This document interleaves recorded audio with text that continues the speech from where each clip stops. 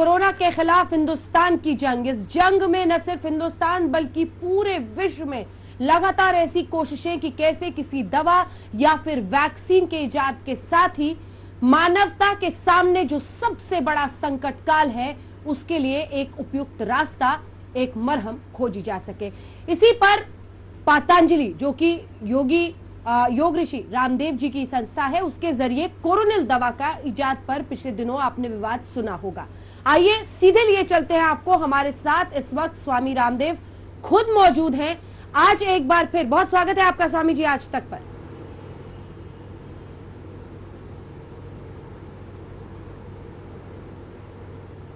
बहुत प्रणाम अंजना। ओम कश्यप जी, मैं तो हमेशा ही ओम ओम बोलता रहता हूं, आपको देख करते और ओम ओम निकल रहा है। ठीक है, चलिए सर, सवालों की बौछार शुरू करते हैं, क्योंकि आज आपने इसीलिए स्पष्टता एक प्रेस कॉन्फ्रेंस भी की थी। मेरा पहला सवाल आपसे ये है कि आज आपने जो बड़ी बातें कही उसमें ये बताया कि आयुष मंत्रालय के साथ अब आपके मतभेद खत्म हो गए हैं। तो ये क्या मतभेद थे, क्या मतभेद खत्म हुए हैं?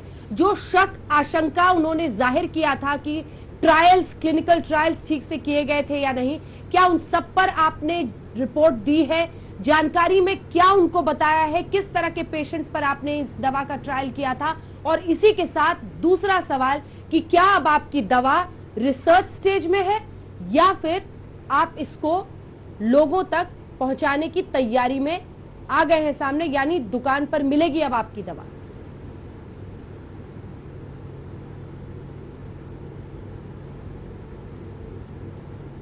अंजना जी, पहली बात तो यह है कि आज से स्वासारी और कोरोनिल पूरे देश में उपलब्ध होगी। इसमें किसी भी प्रकार की कोई दुविधा नहीं है। जहां तक रिसर्च के डॉक्यूमेंट्स का प्रश्न है और किन पेशेंट्स के ऊपर रिसर्च किया गया और उसके क्या परिणाम आए, ये सारे हमने आयुष मंत्रालय को सौंप दिए।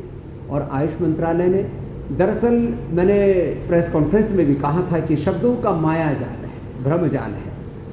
वो कहते हैं कि कोरोना पेशेंट्स वो रिकवर हुए, आप ये बोल सकते हैं, ये बोल सकते हैं कि आप कोरोना मैनेजमेंट के लिए काम कर रहे हैं। कोरोना पेशेंट ठीक हुए, ये भी बोल सकते हैं। जो क्योर शब्द है ये एक बड़ा अलग तरह से इसकी कोई महिमा मंडित किया हुआ है मेडिकल टर्मिनोलॉजी में। और मॉडर्न मेडिकल साइंस में हर बीमारी के लिए वो कोई भी ड्रग भी बनाते हैं तो कहते हैं बीपी के लिए, पेन के लिए, हार्ट के लिए और किसी भी शुगर के लिए। ये मैनेजमेंट जो है मेडिसिन है।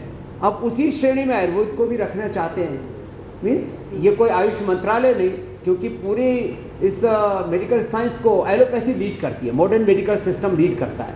आयुर्वेद में उस तरह से रिसर्च का कोई कॉन्सेप्ट नहीं था। गुण के आधार पर, उसके प्रभाव के आधार पर, लाभ के आधार पर औषधियां दी जाती थी। लेकिन हमने जो मॉडर्न मेडिकल साइंस ने पैरामीटर्स बनाए हुए, जो प्रोटोकॉल बनाया हुआ है कि randomise, placebo control, double blind clinical trial, उसको पूरा फॉलो किया। और फॉलो करके 69% पेशेंट 3 दिन में और सभी किसी भी 100% पेशेंट्स वो 7 दिन में नेगेटिव हो गया। अब उसको नेगेटिव हो गए, रिकवर हो गए, उनका मैनेजमेंट अच्छा रहा, उनमें कोई कॉम्प्लिकेशंस ना आए। ये शब्द बोलने में कोई दिक्कत नहीं है। क्योर शब्द में दिक्कत थी तो अभी हमने इसके ऊपर जो है कुछ भी नहीं कहा है। अभी भी मैं क्योर शब्द नहीं बोल रहा हूं। मैं कह रहा हूं कि पेशेंट रिकवर हुए, सारा डेटा हमने दिया, CTRI का सारा अप्रूवल लेकर के काम हुआ। तो ये विवाद अब खत्म हो चुके हैं। दवाई सब जगह मिलेगी। और क्योंकि अभी तो ये लड़ाई लंबी चलेगी। अभी तो मैंने खाली कोरोनिल के बारे में बोला है, हमने डेंगुलिन भी बनाई, हमने बीपी के लिए मुक्तावती, शुगर के लिए मधुनाशिनी, हार्ट के लिए हृदयामृत और अर्थराइटिस के लिए अश्वशिला, हेपेटाइटिस के लिए सर्वकल्प। और इनके 3 जो चरण हैं रिसर्च के, माने उसको सेल लाइन ट्रायल का, एनिमल ट्रायल का ये पूरा हो चुका है। ह्यूमन ट्रायल पर अभी हमारा कार्य चल रहा है। पूरा मेडिकल साइंस की जो इससे मैथनोलॉजी है, पूरा का पूरा जो उनकी शब्दावली है, परिभाषाएं हैं, वो चेंज होने वाली है। क्योंकि जो हमने किया है वह अपने आप में एक इतिहास है। मैंने लाखों लोगों का बीपी, करोड़ों लोगों का मैंने वेट से लेकर के, अस्थमा से लेकर के, हेपेटाइटिस से लेकर के, जिन दुनिया में जिन लोगों को असाध्य माना जाता था, कैंसर तक के, उन रोगियों को क्योर किया और उनका पूरा डेटाबेस मेरे पास है। तो ये तो लंबी लड़ाई है अंजना जी, ये कोई सहज नहीं है। और लोगों को हजम इसलिए नहीं हो रहा है, एक लंगोटी धोती वाला, एक सन्यासी, ये कैसे ये काम कर सकता है? ये काम तो वो लोग जो टाई साई पहन करके वो आते थे, वो ये काम करते थे रिसर्च का। ये सन्यासी है तो फटीचर होते हैं, तो भिक्षुक होते हैं, ये कैसे कर सकते हैं ये काम? तो ये दरअसल जो पंगा है वो देसी विदेशी का ज्यादा है, और इसमें लोगों को हजम नहीं हो रहा पूरी तरह से। डाइजेस्टिव सिस्टम अच्छा हो जाएगा, थोड़ी देर और कपालभाति अनुलोम विलोम कराएंगे। लेकिन ठीक है, एक वक्त के लिए तो स्वामी रामदेव जी, आयुष मंत्रालय ने भी आपसे योगा करा ही दिया। उन्होंने कहा कि नाक ऐसी नहीं, सीधी नहीं, पीछे से हाथ लाकर पकड़ो, और आप उसके लिए तैयार हो गए।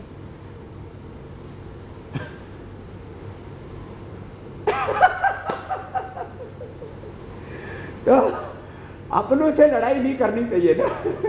प्रधानमंत्री अपने हैं, आयुष मंत्री अपने, आयुष मंत्रालय अपना, ये सरकार जो है एक अच्छे राष्ट्रवादी विचार की सरकार है, इसलिए हम तकरार नहीं कर रहे हैं, हम प्यार से कह रहे हैं ठीक है भाई, आपको यदि क्योर कहने में आपत्ति है तो उसको मैनेजमेंट कह लो, ट्रीटमेंट कह लो, कोरोना पेशेंट नेगेटिव हो गए कह लो, लेकिन लोगों को खाने तो दो।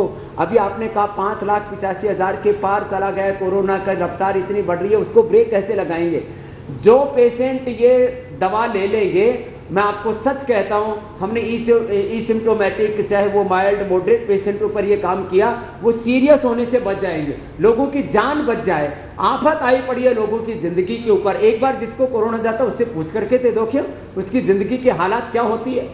ऐसे उन लोगों को यदि हम बचाने का काम कर रहे हैं तो अंजना जी ये विशुद्ध रूप से मानव सेवा है, और इसके अलावा इसके पीछे कोई स्वार्थ की भावना नहीं है, विशुद्ध रूप से परमार्थ की भावना है। यदि मैं इस कोरोनिल दवा की बात करूं, इसके अंदर यदि पूरा हम इस इंफ्रास्ट्रक्चर की, रिसर्च की ये सारी पोस्ट डालते तो एलोपैथी वाले जैसे 5-5 हजार के एक गोली बेच रहे हैं, 5-5 हजार का एक कैप्सूल 500-500 रुपए के एक गोली बेच रहे हैं, हम भी बेचते। लेकिन हमने कहा दवा बेचना हमारा मकसद नहीं, लोगों को बचाना हमारा मकसद है, इस काम को करते रहेंगे। अंजना जी। स्वामी जी, अब 2 सवाल जो कि हर किसी के मन में है, क्योंकि आपकी दवा आने के बाद कई लोग मुझसे मिले जिनसे मैं बातचीत भी कर रही थी, लोग जानकारी हासिल कर रहे थे। नंबर 1, क्या अभी भी आप क्लैरिटी से स्टैंड पर हैं कि आप कह रहे हैं कि ये इलाज है, ये इम्यूनिटी बढ़ाने के लिए नहीं है? और दूसरा पक्ष इस सवाल का, क्या आपने अपने सभी ट्रायल्स जो किए हैं, जिसमें आप दावा कर रहे हैं कि 3 दिन में 69% और फिर उसके बाद आने वाले 7 दिन में, 10 दिन में 100% लोग ठीक हुए, ये सभी माइल्ड सिम्टम यानी हल्के लक्षण वाले ही कोरोना के मरीज थे?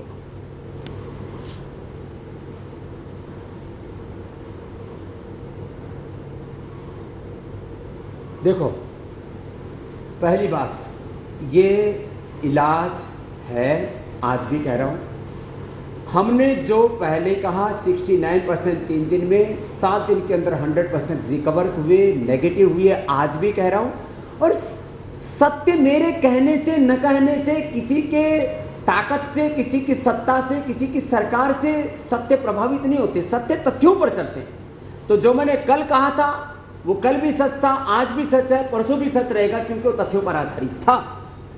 और इसलिए इसमें कोई किसी प्रकार की इधर उधर, यदि एक शब्द का भी है कोई हेराफेरी करता है तो ये नाइंसाफी होगी। दूसरी बात जो आपने कही, ये सच है, हमने एसिम्प्टोमेटिक, माइल्ड, मॉडरेट पेशेंटों पर ये कार्य किया, लेकिन वही एसिम्प्टोमेटिक, माइल्ड, मॉडरेट पेशेंट अगले दिन, ये मेरे सामने कैमरामैन खड़ा है, इसी का फूफा शाम तक एसिम्प्टोमेटिक था, अगले दिन सीरियस होकर के दवा पहुंचने से पहले ही मर गया। तो भाई ऐसे लोगों को यदि हम बचा सके, जो एसिम्प्टोमेटिक है, माइल्ड मॉडरेट है, उनको सीरियस होने से बचा सके, तो इसमें हानि क्या है? और उसके साथ साथ जिन जो कारण होते, साइटोकाइन्स का जो तूफान उठता है, उसमें IL-6 है, TNF जो है, अल्फा है, वायरस लोड है, और तमाम तरह के जो सिम्टम्स हैं वो यदि नीचे आ रहे हैं, और सारे जो है डेटा वो बोलते हैं कि इसका असर हो रहा है, और इसके सारे सिम्टम्स जो है वो खत्म हो जाते हैं, कोरोना के जो दुष्प्रभाव हैं शरीर के अंदर वो खत्म हो जाते हैं, तो इससे बड़ी बात और क्या हो सकती है अंजना जी?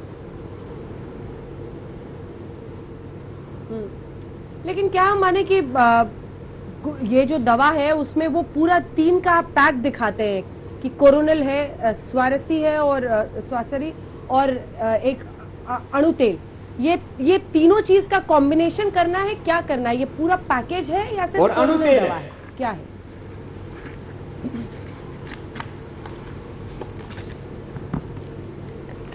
देखिए, जो मुख्य लाभ है वो आप मेरे हाथ में 2 चीजें देख रहे हैं। स्वासारी छोटे बच्चों को 1-1, बड़ों को 2-2, जो थोड़े सीरियस हैं, जिनको ज्यादा सिम्टम्स आ रहे हैं, उनको 3-3 देते हैं। 1 से 3 गोली स्वासारी की खाली पेट और कोरोनिल की खाने के बाद। ये जो अणु तेल है ये भी इसमें सहायक होता है। मुख्य भूमिका स्वासारी की और कोरोनिल की है। तो ये कोरोनिल खाने के बाद स्वासारी खाली पेट, और ये नाक में डालने के अणु तेल है। किसी को अणु तेल ना भी मिल पाए, कोई सरसों का तेल भी डालेगा तो रेस्पिरेटरी सिस्टम इससे, हमारा जो ट्रैक है, रेस्पिरेटरी ट्रैक है, वो पूरा इससे क्लीन होता है। तो मुख्य भूमिका जो अभी एक के ऊपर तो ट्रायल नहीं हुआ क्योंकि ये संयुक्त रूप से ट्रायल हुआ है, इसलिए मुख्य भूमिका इसके अंदर कोरोनिल की है और स्वासारी की। इसकी छोटे बच्चों को 1-1, थोड़े मीडियम जो सामर्थ्य है जिनका, मध्यम सामर्थ्य वालों को 2-2 और बड़ों को 3-3 गोली स्वासारी खाली पेट कोरोनिल खाने के बाद हम देते हैं। और उसके द्वारा जबरदस्त रिजल्ट आते हैं। और आयुष मंत्रालय ने भी माना कि कोविड मैनेजमेंट के लिए जो पतंजलि काम कर रहा है वो अप्रोप्रिएट कार्य है, लेकिन वो मैनेजमेंट शब्द का इस्तेमाल कर रहे हैं। ट्रीटमेंट बोलो, उससे पेशेंट नेगेटिव बोलो, जो डेटा है वो तो डेटा बोल रहा है ना, उसमें तो कोई आपत्ति नहीं हो सकती उसके ऊपर। जी, मैं वही पूछ रही थी कि उस समय जो उन्होंने रोक लगाई थी कि आप इसका विज्ञापन ना करें, तो क्या अब जो आप इसको प्रोजेक्ट करेंगे या इस दवा के बारे में बताएंगे तो हमेशा कोविड का इलाज नहीं, कोविड के मैनेजमेंट की दवा कहेंगे, यही है ना? अब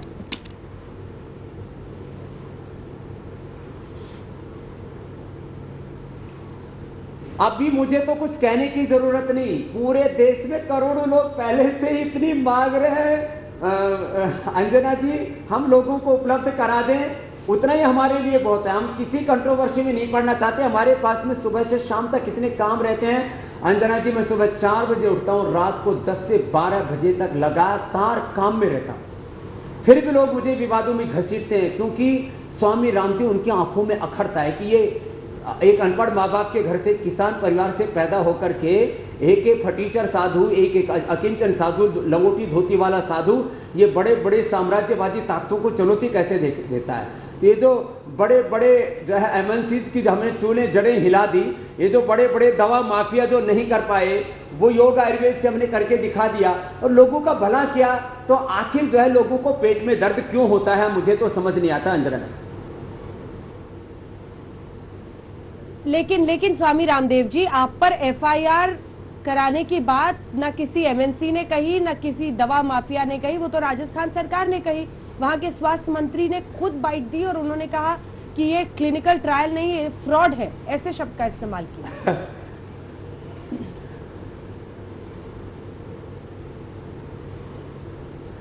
अभी देखो, सबसे बात कर लूंगा।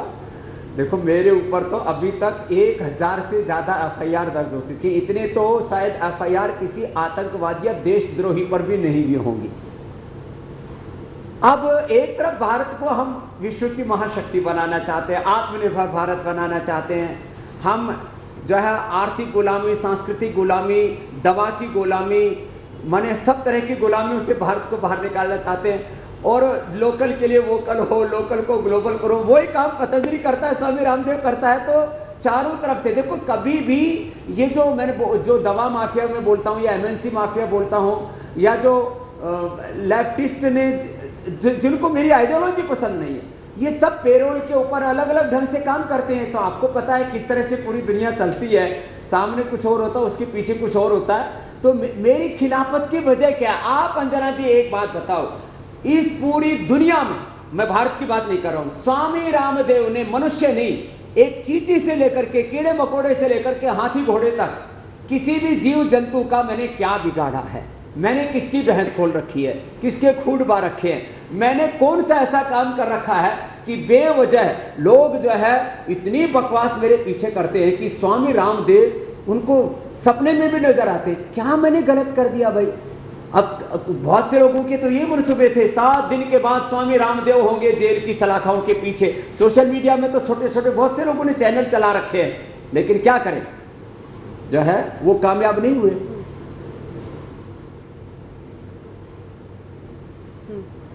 ठीक है, अब मेरा अगला सवाल आपसे यह है, आपने बताया कि जिससे है सबसे बातचीत कर लूंगा, अगर राजस्थान सरकार हो, कोर हो, बहुत सारी एफआईआर आप पर है। ये बताइए कि जब पिछली बार आपने प्रेस कॉन्फ्रेंस पहले बार की थी, स्वामी जी ईमानदारी से बताइएगा और मुझे पता है कि आप सच बताएंगे, पिछली बार आपने प्रेस कॉन्फ्रेंस की थी, उसके बाद अगले ही दिन आयुष मंत्रालय की तरफ से बयान आ गया, फिर आयुष मंत्री ने खुद बातचीत की और वो कहने लगे कि नहीं अभी तो इसकी इजाजत नहीं मिल सकती है।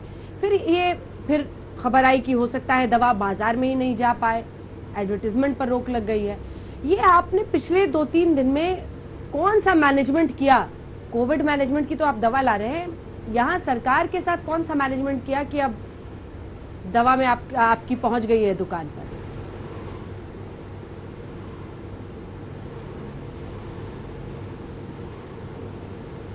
देखो, कोई मैनेजमेंट नहीं है मेरी माता जी, मेरी बहन जी। मैं एक सीधा साधा फकीर हूं, बस थोड़ा बेबाक बोलता हूं। अब लोगों को वही मेरी बेबाकी भी पसंद नहीं आती, सच कह देता हूं, लुका छिपी आती नहीं है और किसी भी तरह से कोई हिडन एजेंडा नहीं है। मैंने खाली काम किया है और मैं लोगों का भला चाहता हूं, इसमें किसी भी तरह का कोई मैनेजमेंट नहीं है। मैं आपको सच बोल रहा हूं, मैंने कोई पीएमओ में बात नहीं की है, कोई अमित शाह जी के यहाँ होम मिनिस्ट्री में बात नहीं की है, किसी बड़े मंत्री से मैंने बात नहीं की है। हाँ, इतनी बात जरूर है कि हमने आयुष मंत्रालय से जरूर बात की, भाई हमने तो कोई गुनाह नहीं किया है। और आयुष मंत्रालय वालों ने हमारी बात सुनी कि उन्होंने कहा कि स्वामी जी आप प्योर शब्द मत बोलिए, बाकी आप जो कर रहे हैं, जो कह रहे हैं आप करते रहिए। तो उन्होंने मैनेजमेंट शब्द बोला, उन्होंने जो है मैंने कहा, हमने जो डेटा बोला कि उसमें नेगेटिव हो गए उनका, और बाकी शब्द कितने मैंने बोल दिए वो ठीक हो गए। क्या करें, अब ये इतनी बात हमने उनकी एक प्योर शब्द वाली हमने भी उनकी मान ली।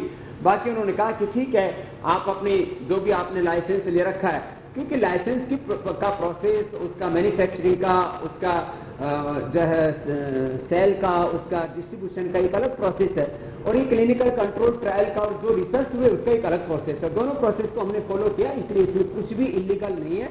मैं अंग्रेजी में बोलूं तो law abiding law abiding citizen हूं, और मैं भगवान का विधान और देश का कानून और संविधान दोनों को मानता हूं, इसलिए बिंदास रहता हूं और आगे भी ऐसे ही काम करता रहूंगा, चाहे लाख मुझे लोग गालियां दें, चाहे कितनी मेरी आलोचना करें। अंजना जी, मैं इस धरती पर आने से पहले माँ के पेट में था, तब भी हमसे बैर रखने वाले लोगों ने मेरी माँ के पेट में लात मारी थी। मैं लात भूसों के बीच में पैदा हुआ। जो लोग मेरे ऊपर ईंट और पत्थर फेंक रहे हैं, उन्हीं की सीढ़ियां बनकर के अपने सोपान मैंने चढ़े और आगे भी चढ़ता रहूंगा।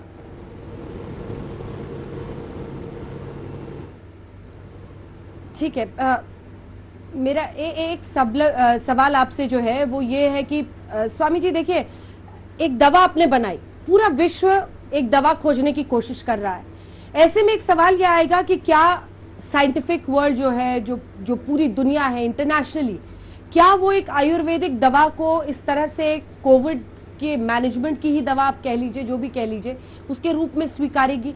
आपने तो इससे पहले भी बड़े डिजाइनर्स के साथ फ्रांस में काम वाम किया है, तो क्या आपको लगता है कि ऑर्गेनिक के क्षेत्र में, तो क्या आपको लगता है कि ये दवा भी हिंदुस्तान के लिए इसी तरह से अलग अलग जगहों पर या साइंटिफिक वर्ल्ड के सामने ले जाने को आप तैयार हैं?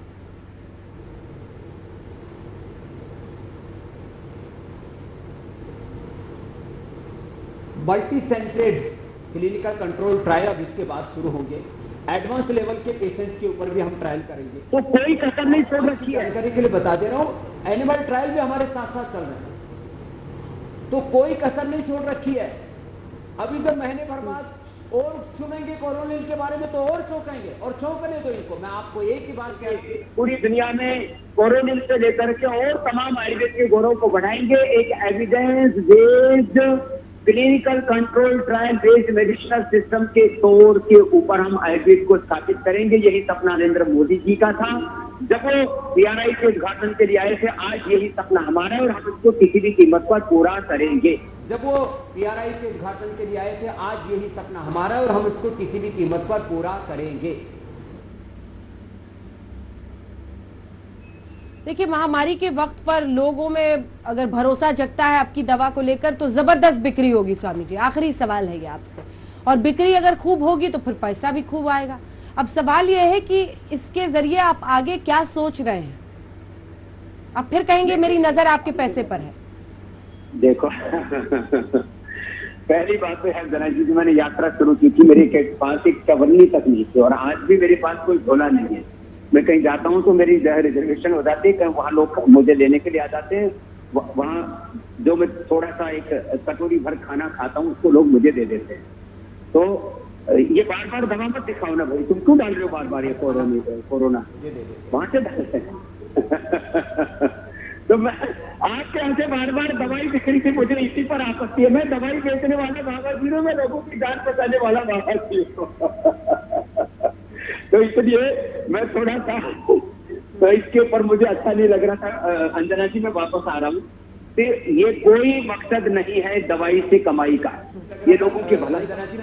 कोरोना से लेकर के तमाम दवाइयों से जो भी मिलेगा वो 100% चैरिटी के लिए से लेकर के तमाम दवाइयों से जो भी चैरिटी के लिए आयुर्वेद के लिए स्वामी रामदेव एक चवन्नी का इस्तेमाल नहीं करेंगे अपने हित के लिए। और जो गरीब लोग कोरोनिन नहीं खरीद पाएंगे, स्वास्थ्य नहीं खरीद पाएंगे, उनको ओब्रिनी ऐप के माध्यम से फ्री उनके घर तक भिजवाएंगे। ये मेरा आश्वासन ही नहीं है, ये मेरा संकल्प, मेरी प्रतिज्ञा, मेरी प्लान, मेरी होप है आज तक के माध्यम से।